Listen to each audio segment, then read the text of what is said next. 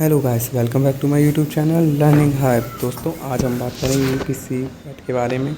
जैसा कि आपने अभी जानते हैं कि आपकी फ़र्स्ट राउंड की काउंसलिंग चल रही है और आपको किस तरीके से काउंसलिंग करवानी है, कैसा क्या सब कुछ करवाना है, वो हम इस वीडियो में बताएंगे। क्योंकि जैसा कि मैंने पिछले वीडियो में अपने बताया था, वो काफ़ी कॉम्प्लिकेटेड हो गया था। बहुत से लोगों को समझ नहीं आ रहा था उस वीडियो में कि कैसे उन्हें काउंसलिंग करेंगे। तो आज हम इस वीडियो में स्टेप बाय स्टेप थोड़े थोड़े करके हम बताते जाएंगे कि आपको किस तरीके से काउंसलिंग करवानी है। अभी आपके पास 2 दिन का टाइम है, तो अभी आप के पास इतना मौका है। मैं आपको बता दूंगा कि आपको किस तरीके से काउंसलिंग करवानी है, ताकि आपको पहले राउंड में ही कॉलेज अलॉट हो जाए, फर्स्ट राउंड में ही आपको कॉलेज अलॉट हो जाए। तो वो सब के बारे में बात करेंगे। तो चलिए शुरू करते हैं। सबसे पहले हम आपको बता दें, पहले हम ना कुछ कॉलेज, चुनिंदा कॉलेज लेते हैं। जैसे कि हम पहले अपनी सीट मैट्रिक्स पे जाते हैं। जब हम सीट मैट्रिक्स पे जाते हैं तो आज की इस वीडियो में हम केवल और केवल 2 कोर्स लेकर चलेंगे और कॉलेज भी 2 ही कॉलेज लेकर चलेंगे, ठीक है। तो जैसे हम पहले नंबर पे लेते हैं आज का कॉलेज एक इटावा का UPUMS, ठीक है। देन उसके बाद हम लेके चलते हैं अपना ग्रेटर नोएडा।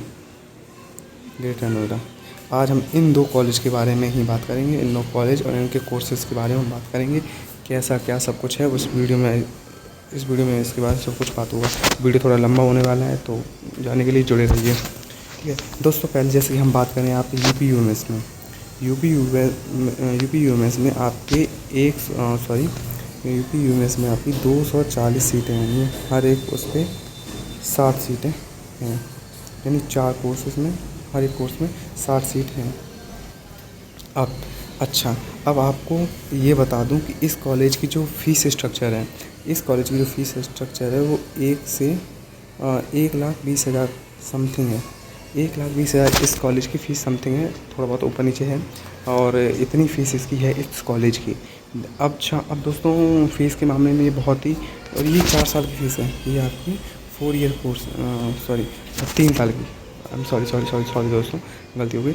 ये आपकी 3.5 साल का कोर्स है UPUMS में, BMLT का, BRIT और B ऑप्टोमेट्री, इन सब का 3.5 साल का कोर्स है। यानी 3 साल आपकी पढ़ाई होगी और 6 महीने आपका इंटर्नशिप चलेगा।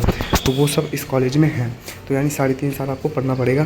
तो उसकी फ़ीस जो स्ट्रक्चर है वो 1,20,000 है। अच्छा, अब आइए बात करते हैं इसके कट ऑफ के बारे में, इसकी रैंकिंग के बारे में। तो ये जो कॉलेज है वो B ग्रेड में आता है। B ग्रेड में इसकी रैंकिंग बात की जाए तो ये B ग्रेड में कॉलेज आता है। इसकी रैंकिंग काफ़ी अच्छी है।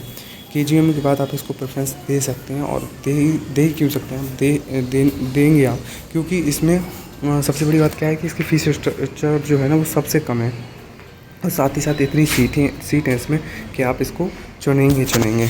अगर आपके अच्छे मार्क्स हैं, जैसे मैं बात कर दूं, अगर आपके मार्क्स 110 के अराउंड हैं, आप UR और अगर OBC से हैं, और आपके मार्क्स अगर इतने अराउंड है, तो आपको ये कॉलेज ज़रूर मिल जाएगा। और आप इसे चॉइस में डालिए अपने, आपको ये कॉलेज आराम से मिल जाएगा। कोई दिक्कत वाली बात नहीं होगी इस कॉलेज को चुनने। ये कॉलेज जो है ना वो 108 पर भी हो जाएगा अलॉट। हाँ, मैं सही बोल रहा हूँ दोस्तों, ये कॉलेज जो है 108 पर भी आपको अलॉट हो जाएगा। अगर OBC से तो आपको 108, और UR से मानने से तो 110 तो आपको चाहिए। हम कोई आपको फेक डाटा नहीं बता रहे, ये एग्जैक्ट डाटा है, यही डाटा रहेगा, ठीक है। और इसके बाद हाँ, ये जो मैंने आपको कट ऑफ बताई ना, ये सभी के लिए, चाहे आप BMLT करें, चाहे BRIT करें। हाँ, एक चीज़ और सबसे बड़ी बात है कि ये जो इस कॉलेज का एक चीज़ रूल है, आई डोंट नो कि इस साल ये इस रूल को फॉलो करते हैं या नहीं करते। नहीं, पिछले साल का क्या हुआ था कि पिछले साल इन्होंने 3% का डिफरेंस रहा था। और वो 3% कैसे, जैसे पिछले साल जो पेपर हुआ था 200 का हुआ था, 200 में से ये जो कॉलेज है इसमें BMLT 145 नंबर पर मिली थी। वहीं BRIT जो थी वो आपको 138-139 पर भी मिल गई थी, 138-139 पर भी मिल गई थी। तो यही चीज़ आई थी कि यानी ये 3% का डिफरेंस आया था इसमें। आप इसमें 3% का आपका 3% का डिफरेंस आया था। तो हो सकता है कि इस साल भी अगर ऐसा हो, अगर इस साल ऐसा होता है तो 1-2 का भी, अगर इन्होंने 2% का भी कर दिया, तो इस हिसाब से आप ये मान के चलिए कि आपके 2 से ढाई नंबर, 2 या 3 नंबर का डिफरेंस फिर आ सकता है। अब वो कैसे आ सकता है वो आपको मैं बताऊँ।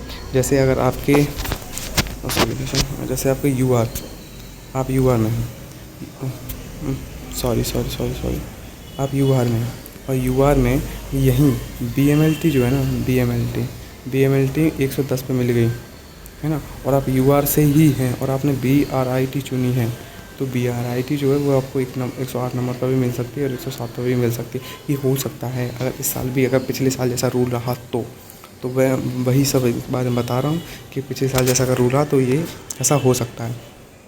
देखिए दोस्तों, पैरामेडिकल को लेकर के जो भी गाइडेंस है वो हमारे चैनल पर ही आपको एक्यूरेट मिलेंगी, क्योंकि हम ये थोड़ा कॉम्प्लेक्स है, ये बहुत ज़्यादा कॉम्प्लेक्स है। लोगों को समझने में प्रॉब्लम आती है कि उन्होंने प्रेफरेंस जब फॉर्म भरा था तब उन्होंने कुछ और सिलेक्ट किया, पीएमएलटी चूज की या बीआरआईटी चूज की और बीओटीटी की, तो उस टाइम उन्होंने ये चूज़ किया। लेकिन अब जब काउंसलिंग की बारी आई, अब काउंसलिंग हो रही है, तब आपको कौन सा कॉलेज भरना चाहिए, कौन सा नहीं भरना चाहिए, क्या मिलेगा कोर्स, कौन सा कोर्स नहीं मिलेगा, तो वो सब जो होता है ना वो बहुत ही कॉम्प्लिकेटेड होता है। तो वही सब आज हम इस वीडियो में बता रहे हैं। तो आपको समझ नहीं आ रहा तो आप हम कमेंट कर सकते हैं, आपको कहाँ दिक्कत है, हम आपको गाइड करेंगे स्पेशली, ठीक है। अच्छा, अब हम बात करें, ये तो हो गया आपका कोर्स और कैटेगरी के हिसाब से। अच्छा, अगर यहीं हम बात करते हैं, अब आप इसी तरीके से समझ लीजिए, अगर जैसे मैं ओ बी जनरल या ओबीसी बता दे रहा हूँ तो एससी वाले भी ऐसे तरीके से समझ सकते हैं। अब आप ये समझ लीजिए कि पिछले साल जो एससी की गई थी, इसमें पिछले साल एससी की जो गई थी वो अराउंड 135 या 134 के अराउंड थी, 134 थी। वो भी किस चीज़ की, ये थी आपकी 135 प्लस जो थी वो बी एम एल टी की थी, और 133 के अराउंड थी वो बी आर आई टी की थी। तो बस यही दोस्तों, यही सब है। ये थोड़ा कॉम्प्लेक्स है तो इसको समझने में आपको थोड़ी प्रॉब्लम हो सकती है, समझ नहीं पा रहे होंगे या फिर मैं अच्छे से आपको समझा नहीं पा रहा हूँ। लेकिन हाँ, अगर आपको दिक्कत आ रही तो आप बता सकते हैं कि आपको यहाँ पर दिक्कत आई, मैं आपको स्पेशली वहाँ जा कर के गाइड करूँगा कि हाँ यहाँ पर ये ऐसे करना है। आपको काउंसलिंग में आपको कोई गलती नहीं करनी, अगर आप थोड़ी सी भी गलती करेंगे तो आप बहुत बहुत बहुत सिलेक्शन से दूर हो सकते हैं। और आप जानते हैं कंपटीशन कितना बढ़ गया है, तो वही सब को देखते हुए आपको काउंसलिंग करवानी है, ठीक है। तो अभी फ़िलहाल के लिए आप यूपीएमएस के लिए इतना समझ लीजिए कि आपके अगर अराउंड 110 नंबर हैं, आप ऐसे नहीं, मैं आपको बताऊं, अगर आपके मार्क्स जो हैं वो 107 से लेकर के 110 के बीच में हैं तो आप यूपीएमएस आराम से ले सकते हैं। आप यू आर को बता रहा हूँ। और अगर ओबीसी हैं, अगर आप ओबीसी हैं और ओबीसी वालों को बता दूं, अगर आपके 105 से लेकर के 110 के अराउंड है तब भी आप टेंशन ना लीजिए। 105 या 110 नहीं मानी, आप ये मान लीजिए कि अगर आपके ओबीसी में 105 से 108 हुए हैं तब भी आपको ये कॉलेज मिल जाएगा, आपसे घबराने की कोई दिक्कत वाली बात नहीं है। तो बस, और एससी में बात की जाए, अभी एससी वालों को बता दूंगा ना, वो भी भाई ये कहीं हमें नहीं बताते। एससी वालों को अगर बता दूं तो एससी वालों में जो है ना, आपके मार्क्स अगर 100 अराउंड 101 टू 107 के अराउंड हुए तब भी आपको कोर्स आराम से मिल जाएगा। अब इस पे मैं ये नहीं कहूँगा कि आपको बीएमएलटी ही मिल जाएगी। अगर आप बीएमएलटी चाहते हैं तो मैं ये नहीं कहूँगा कि आपको बीएमएलटी इस नंबर पर मिल जाएगी। आपको इस नंबर पे भी ऑप्टोमेट्री या अदर कोर्सेज मिल जाएंगे। हाँ, ये हो जाएगा, आपको ऑप्टोमेट्री या अदर कोर्सेज मिल जाए 101 पे। लेकिन मैं ये नहीं कहूँगा आपको बीएमएलटी ही मिल जाएगी। बीएमएलटी लेने के लिए आपको 100, मैंने जो बताया ना मैक्सिमम, वो इसके आसपास होनी चाहिए। और बी ऑप्टो वगैरह आपको लेनी है तो 101 नंबर, अगर 102 नंबर है तो आपको बी ऑप्टोमेट्री या बीआरआईटी ये जरूर मिल जाएंगे। बीएमएलटी की जो कट ऑफ है वो थोड़ी हाई जाती है, I really don't know why, but हाँ एक्चुअली यही है कि इसकी कट ऑफ जो है थोड़ी हाई जाती है। तो वही सब आज की वीडियो में बस इतना ही समझ लीजिए कि आप यूपीएमएस को किस तरीके से प्रेफर करें कि आपको सिलेक्शन हो जाए यूपीएमएस में, ठीक है। तो आज की वीडियो में बस इतना ही, अब हम नेक्स्ट वीडियो में बात करेंगे और अदर कोर्सेज़ की मैं कोशिश करूँगा आपको अच्छे से समझाने की। और फिलहाल के लिए बस इतना ही। Good bye, take care, Radhe Radhe, मिलते हैं नेक्स्ट वीडियो में।